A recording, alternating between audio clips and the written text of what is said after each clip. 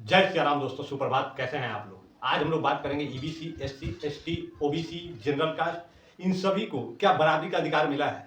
आज बीजेपी बात कर रही है जाति की। पहले से भी विपक्ष बात कर रहा था जाति का। बिहार में जातिगत जनगणना हो चुका है और बिहार जातिगत जनगणना 2023 के अनुसार 214 जातियां हैं जिन्हें 4 या 5 ग्रुप में बांटा गया है। पहला ग्रुप आता है जनरल कास्ट, दूसरा ईबीसी, तीसरा ओबीसी, चौथा एससी एसटी। बहुत अच्छी बात है, सरकार ने इसको 5 ग्रुप में बांटा। लेकिन 5 ग्रुप क्यों? जब भी आरक्षण का और जिक्र आता है, इसमें क्लियर किया जाता है ओबीसी को 22%, एससी एसटी को 17%, अन्य जाति को 22%, मतलब हर किसी का एक परसेंटेज फिक्स है। लेकिन एससी एसटी में कितनी जातियां आती हैं, ओबीसी में कितनी जातियां आती है, जनरल कास्ट में कितनी जाति है, ईबीसी में कितनी जाति है? क्या सभी को बराबर का अधिकार मिलता है? सरकार जब भी कोई रोजी रोजगार या कोई स्कीम लॉन्च करती है तो ओबीसी के नाम पे तो कर देती है कि हमने ओबीसी को 22% आरक्षण दिया। सरकार के हिसाब से ईबीसी में 113 जातियां आती है, ओबीसी में 30 जातियां आता है, एससी में 22 और एसटी में 32 जाति। कुल बिहार का अगर जनसंख्या ले लें, उसका 63% भाग एससी एसटी ओबीसी और ईबीसी का आता है। क्या 63% को भागीदारी मिल रहा है? इन सभी को आरक्षण में या जो सीट रिजर्व होते हैं वहां पे बराबरी का अधिकार मिल रहा है? आप लोग गौर कीजिएगा, ओबीसी हो, ईबीसी हो, जनरल कास्ट हो या कोई सा भी ग्रुप हो, इन सभी में कुछ ऐसी जातियां हैं जिनको फायदा ज्यादा मिलता है और कुछ ऐसी जातियां हैं जो आज भी हाशिए पे धकेले गए हैं। उनका कोई प्रतिनिधित्व करने वाला नहीं है और उनका कोई बात नहीं करता है। उनको हक हिस्सा कौन दिलाएगा? वो लोग ईबीसी, ओबीसी, एससी, एसटी इस ग्रुप के नाम पे ठगे जा रहे हैं, लूटे जा रहे हैं। आज हम लोग चर्चा इसी मुद्दे पे करेंगे और पूरा वृत्तांत से डिटेल में इस पे बात करेंगे। चलिए पहले अभी दूर का बात छोड़ते हैं, नजदीक में ही हम लोग करते हैं। 214 जातियां हैं बिहार सरकार के जातिगत जनगणना के हिसाब से और बिहार में कुल 242 या 245 विधानसभा सीट है। इनको सामाजिक रूप से मजबूत करने का सबसे बढ़िया विकल्प हम आपको देते हैं। कम से कम 214 सीटों पे हर जाति को एक एक प्रतिनिधित्व तो मिलना चाहिए और आप लोग इस पर मांग उठाइए कि सरकार 214 सीट हर जाति के लिए रिजर्व करे। एक सीट पे चमार लड़े, दूसरे पे कुम्हार लड़े, चौथे पे नाई लड़े, पांचवें पे धोबी लड़े, छठे पे भूमिहार लड़े, सातवें पे राजपूत लड़े। इस तरह से जितनी भी 214 जातियां हैं हर किसी को एक एक सीट मिलना चाहिए। अगर नहीं देता है तो ये बेईमानी है। ओबीसी के नाम पे आप रिजर्व करके सिर्फ यादव को आप सीट देंगे, ये कैसे मान्य हो गया? कुशवाहा को सीट देंगे, इसे नहीं चलेगा। कहीं आप तत्वा को देंगे, ताती तत्वा कोई भी समाज को देंगे, यही सब नहीं चलेगा। हर जाति को प्रतिनिधित्व तो मिलना चाहिए और आप लोग इस पे मांग उठाइए, आपके लिए हम तैयार हैं। सरकार ये जितनी भी स्कीमें ला रही है, क्या जाति के अंदर के भेदभाव को देख पा रही है? उसे देख के वो कर रही है? सिर्फ अपना वोट बैंक साधने के लिए वो नए नए स्कीम लॉन्च कर रही है। हमारा सवाल साफ और स्पष्ट है, अगर EBC, OBC, SC, ST, general caste अगर सभी जातियों को बराबर का अधिकार मिल रहा है तो कुछ ऐसी जातियां हैं जो आज भी हाशिए पे धकेली गई है और 2 रोटी के लिए मुहताज है। उनको उनका प्रतिनिधित्व क्यों नहीं मिल रहा है? उन जातियों में कितने विधायक हैं, कितने सांसद हैं, कितने आईएएस हैं, आईपीएस ऑफिसर हैं? हम कुछ जातियों का जिक्र कर रहे हैं, आप लोग अपना प्रतिक्रिया बताइएगा और इसमें बताइए कितने लोग कहां कहां नौकरी में हैं और कितने लोगों को प्रतिनिधित्व मिल रहा है। हमारा सवाल स्पष्ट और साफ सुथरा है। ईबीसी, ओबीसी, एससी, एसटी इन सभी जातियों में कुछ लोगों को तो फायदा मिल रहा है, लेकिन कुछ ऐसी जातियां हैं जिनका प्रतिनिधित्व शून्य के बराबर है। वो लोग कभी ना विधायक बन पा रहे हैं, ना सांसद बन रहे हैं और ना ही आईएएस आईपीएस ऑफिसर बन रहे हैं। लेकिन उसी ग्रुप में बहुत ऐसे हैं जो लोग रोजगार उठा रहे हैं। ओबीसी में देख लीजिए तो यादव का बात अधिकतर होता है, कोई भी कुम्हार, इन लोगों का बात कम हो जाता है। वहीं ईबीसी में आ जाइए तो देखिए कुछ लोग तो ऐसे हैं जो आज भी हाशिए पे धकेले गए हैं। डोम, कुम्हार, नट, मुसहर, पासी, चमार, धोबी, गडेरिया, ये लोग जो हैं, इन लोगों का प्रतिनिधित्व कहाँ है? ये लोग भी एससी में आते हैं, ईबीसी में आते हैं। इन लोगों को जाति के आधार पे कितना रोजगार दिया जाता है? हमारा कहना बिल्कुल स्पष्ट है, अगर 500 वैकेंसी निकलता है तो हर जाति को कम से कम एक एक 2-2 सीट मिलना चाहिए और जाति के हिसाब से आरक्षित होना चाहिए सीट। ये नहीं ईबीसी के नाम पे आपने कर दिया। ईबीसी में जो सक्षम हैं, जो मजबूत हैं, जैसे पासवान लोग हो गए, अब ये लोग सक्षम हैं, अपने आप को राजा कहते हैं। अब अगर ये ईबीसी में है, सबसे ज्यादा फायदा ये उठा ले जाते हैं, बाकी लोगों का प्रतिनिधित्व शून्य के बराबर रह जाता है। तो अब ऐसा नहीं होना चाहिए, हर जाति को बराबर का अधिकार मिलना चाहिए। अगर धोबी के लिए 2 सीट रिजर्व है, उसमें धोबी ही जाएगा। ये नहीं कि ईबीसी से कोई उठ के चला गया, एससी एसटी से कोई चला गया, कोई जाति नहीं। हर जाति को उसका प्रतिनिधित्व दीजिए। बिहार में 214 जाति है, अगर आप 2000 वैकेंसी निकालते हैं तो हर जाति को कम से कम 2-2 सीट, 3-3 सीट इस तरह से दीजिए और बाकी जो बच जाए उसमें जनरल को आपको जो देना है दो चार सीट दीजिए या मत दीजिए, लेकिन हर जाति का प्रतिनिधित्व तो बराबर होना चाहिए। और हम ये बात इसलिए कह रहे हैं क्योंकि अब मोदी जी ने भी चालू कर दिया है। मोदी जी कह रहे हैं कि हम लोग अब जाति का जनगणना करेंगे और जाति के हिसाब से बात करेंगे। तो अब दाल भात चोखा एक साथ सान के नहीं खाना है, दाल अलग होगा, भात अलग होगा, चोखा में आलू, प्याज, नमक, मिर्च, हल्दी जो भी लगेगा सब अलग अलग बात होगा और सभी का जिक्र अलग अलग होना चाहिए। और सरकार इस बात पे प्रखर हो और इस बात पे कड़ाई से काम करे। सिर्फ लॉलीपॉप दिखाने का जरूरत नहीं है कि हमने एससी को 22% आरक्षण दे दिया और एसटी को 11% दे दिया, ऐसा नहीं चलेगा। एससी में कितनी जातियां हैं उनको आपने कितना कितना सीट दिया है, एसटी में कितनी जातियां हैं उनको आपने कितना कितना सीट दिया है, जनरल कास्ट में कितनी जातियां हैं उसमें कितना कितना आपने सीट दिया है, ये बिल्कुल क्लियर करना होगा। अब दूध अलग पानी अलग करके आपको देना होगा, ये नहीं कि दूध और पानी एक साथ मिक्स कर दिया और आपने कह दिया लो जी हमने तो आपको दे दिया। क्यों दे दिया आपने? नहीं चाहिए हमें ऐसे, हमें सब चीज स्पष्ट चाहिए। कोई दाल भात चोखा खिचड़ी बना के नहीं चाहिए। आप लोग को अगर बात अगर सही लगा हो, मुद्दा बहुत ही गंभीर है और इस पर चर्चा होना ही चाहिए। अब हम लोग डिटेल में बात कर लेते हैं कि बिहार में किस जाति का और किस ग्रुप का कितना जनसंख्या है और इसमें उनको प्रतिनिधित्व कितना प्रतिशत मिल रहा है। आइए सबसे पहले बात करते हैं हम अनुसूचित जाति का, जिसे छुआछूत वाला भेदभाव का बीमारी इन लोगों में लगा हुआ था और ये बहुत ही गंभीर आरोप था। इसमें जो 5-6 जातियां आती है उसका जिक्र आपको बताते हैं। इनमें जो जाति आता है चमार, पासी, धोबी, डोम, मुसहर, खटिक आदि, ये सभी वो जाति है जिसे छुआछूत के नजर से देखा गया था। और इन लोगों को सरकार ने कितना प्रतिशत दिया है? सरकार कहती है 15% आरक्षण हमने इनके लिए दिया है। 15% में डोम को कितने रोजगार मिले, चमार को कितना मिला, धोबी को कितना मिला, खटिक को कितना मिला, पासी को कितना मिला, सरकार को ये क्लियर करके देना होगा। ये हमने इस जाति के लिए इतने सीट आरक्षित किए हैं।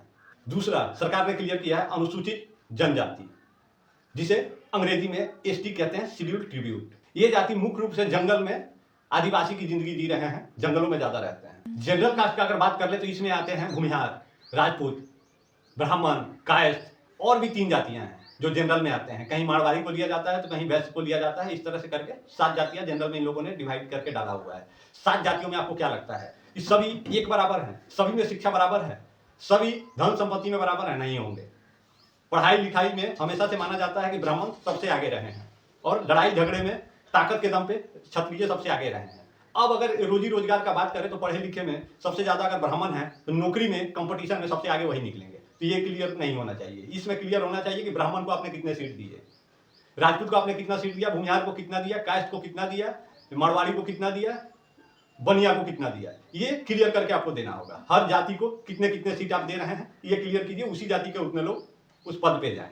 अब हम लोग बात कर लेते हैं अन्य ओबीसी पिछड़ा जाति का। ओबीसी अन्य में आते हैं यादव, कुशवाहा, कुर्मी, नोनिया, तेली, रजक, धोबी, कुछ क्षेत्रों में एसटी में भी आते हैं ये लोग। अब इसमें माना जाता है कि यादव और कुशवाहा ये लोग थोड़ा पढ़े लिखे हैं और धन संपत्ति वाले हैं, मजबूत हैं, तो ओबीसी में ज्यादा हक यही लोग मार के लेके आते हैं। बाकी धोबी इन लोगों को कहाँ मिल पाता है? रोजगार की बात कर लें या सांसद विधायक की बात कर लें, इसमें बाकी जातियों को नजरअंदाज कर दिया जाता है, 2 जातियों पे फोकस कर दिया जाता है। तो ऐसा क्यों होता है? हर जाति का क्लियर होना चाहिए। यादव को 5 सीट, कुशवाहा को 5 सीट, इसी तरह से सभी का सीट डिवाइड होना चाहिए। हर जाति को, हमारा कहना बिल्कुल स्पष्ट और साफ है कि हर जाति को बराबर का अधिकार मिलना चाहिए।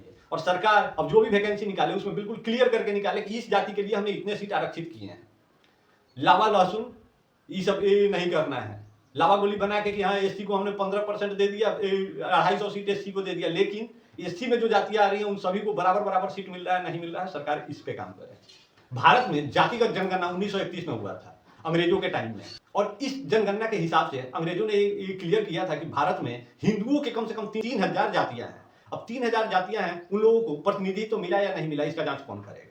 जब बात जात की हो रही है तो सबका प्रतिनिधित्व होना चाहिए। चलिए 3000 सीट आपके लोकसभा में नहीं है, विधानसभा में नहीं है, अगर एक राज्य की बात कर ले, लेकिन केंद्र में सरकार है मोदी सरकार और केंद्र में कांग्रेस है। ये दोनों चाहें तो लोकसभा और विधानसभा, विधान परिषद, मेयर, वार्ड, इस सब को एक साथ मिक्स करें और इन सभी में सभी जातियों के हिसाब से सीट दे। 3000 सीट एक एक जाति हर किसी को मिलना चाहिए, प्रतिनिधित्व तो बराबर का होना चाहिए। जब हक की बात हो रही है और जाति की बात हो रही है तो बिल्कुल खुल के और स्पष्ट होना चाहिए, क्लियर पिक्चर दिखना चाहिए। अब हम लोग देखें, देश को आजाद हुए 75 से 80 साल हो चुके हैं। बिहार में कोई इतने मुख्यमंत्री बने जो एसटी थे, एसटी थे, शेड्यूल कास्ट से थे, जनरल कास्ट से थे, जाति के हिसाब से उनका क्लियर होना चाहिए। चलिए सबसे पहले ग्रुप के हिसाब से आप कर लीजिए, उसके बाद उनको जाति के हिसाब से उनका अधिकार दीजिए। 5 साल अगर जनरल कास्ट के मुख्यमंत्री रहे हैं तो 15 साल एसटी के रहने चाहिए। कोई चमार, पासवान, हरिजन, खटीक, इस तरह से चुन चुन के कि हाँ इस जाति को प्रतिनिधित्व नहीं मिला, इसका इस बार मुख्यमंत्री रहेगा, इसको इस बार प्रतिनिधित्व नहीं मिला है, इसका केंद्रीय मंत्री रहेगा। हर जाति का एक नेता होना ही चाहिए। अगर आपको इस तरह से लोग अगर प्रतिनिधित्व नहीं देते हैं, उसका बहिष्कार कीजिए और आप लोग अपने हक का बात कीजिए। जब तक आप लोग करेंगे नहीं, कोई सुनेगा नहीं। बिहार 2023 जातिगत जनगणना के हिसाब से बिहार का कुल आबादी 13.07 करोड़ है, जिसमें पिछड़ा वर्ग ओबीसी का 27.13% यानी 3.54 करोड़ है, अत्यंत पिछड़ा ईबीसी का 36.01 470 करोड़ है, अनुसूचित जाति एसटी का 19.65% यानी 2.56 करोड़ है, अनुसूचित जनजाति एसटी 1.68% 21.99 लाख है, जनरल 15.52% 2.02 करोड़ है। जनरल में भूमिहार भी आते हैं, राजपूत भी आता है, ब्राह्मण भी आते हैं, कास्ट भी आता है, पनिया भी आते हैं कुछ। अब इसमें उनका आबादी कितना कितना है और उन लोगों को कितना रोजगार मिल रहा है। ईबीसी में इन्होंने सीधे दिखा दिया 1%, लेकिन उसमें कितनी जाति कितनी है वो हम सब आपको जिक्र करके बताएंगे, सारा बता रहे हैं। लेकिन उन लोगों को प्रतिनिधित्व तो कितना मिला है, उसके विधायक कितने हैं। अगर बिहार में 242 सीट है और 214 जाति है तो हर जाति का एक विधायक तो होना ही चाहिए, बिल्कुल होना चाहिए। अगर नहीं है तो एक गलत है, आपके साथ पक्षपात हो रहा है। अब बिहार में ओबीसी और ग्रुप के हिसाब से नहीं, जाति के हिसाब से आप लोग अपना अपना जनगणना जान लीजिए। यादव का 14.27% है, दुसाध, धारी, धरही 5.31% है, रविदास, मोची, चमार, रविदास, रोहिदास, चरमकार 5.26% है, कुशवाहा 4.21% है, ब्राह्मण 3.66% है, मोमिन, जुलहा, अंसारी 3.55% है, राजपूत 3.45% है, शेख मुस्लिम 3.82% है, मुसहर 3.09% है, कुर्मी 2.88% है, भूमिहार 2.87% है, तेली 2.81% है, मलाह 2.61% है, बनिया 2.32% है। इसमें सूधी, मोदी, लोनियार, पंसारी ये सभी हैं। कानू 2.21% है, धानु 2.14% है, नुनिया 1.91% है, पान सवासी पानर 1.70%, चंद्रवंशी कहर कमकर 1.65%, नाई 1.59%, बढ़ई 1.45%, भुनिया 1.43%, प्रजापति कुम्हार 1.40%, कुंजरा राइन 1.40%। ये बिहार सरकार के आंकड़े में मुख्य जातियां थी।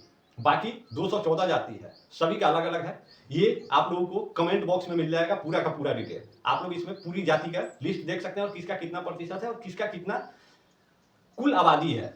इस सारा डिटेल आपको कमेंट बॉक्स में मिल जाएगा, आप लोग देखिए और इस हिसाब से आप लोग सरकार से मांग कीजिए कि आपके जाति का विधायक किस क्षेत्र में है।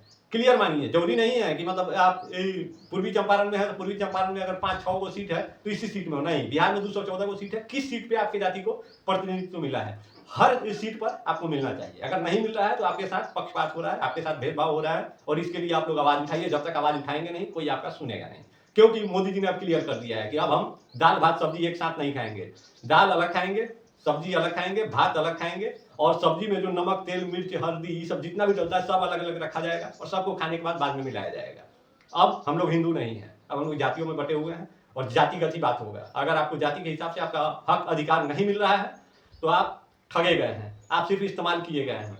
ये हिंदुत्व का मुद्दा खाली दिखावा है, एक है तो सेफ है, बटोगे तो कटोगे, ये सिर्फ चुनावी लॉलीपॉप है। इसके चक्कर में आप लोग नहीं पड़िए। अब आप लोग खुल के अपने हक अधिकार की बात कीजिए और जब दाल भात अलग अलग हो गया है तो इसको अलग अलग ही खाइए, अलग अलग पकाइए, कुछ साथ पकाने का जरूरत नहीं और सब लोग अपने बराबर का अधिकार मांगिए और मोदी जी से खुल के बात कीजिए। आप लोग वीडियो अच्छा लगा हो तो इसको शेयर करते जाइएगा। बहुत मेहनत और बहुत कसमकस के बाद ये आप लोगों के पास इतना वीडियो पहुंच रहा है। बाकी आप लोगों का सहयोग आशीर्वाद ऐसे ही बना रहे। हम आपके लिए हमेशा नए नए मुद्दे और ऐसे मुद्दे जिसे दबा दिए जाते हैं उखाड़ उखाड़ के लाएंगे। बाकी आप लोग अंकेश ठाकुर के साथ बातचीत कर रहे थे और इन्हीं के साथ जुड़े हुए थे। निष्पक्ष खबरें अब तक बिहार बाकी। जय श्री राम।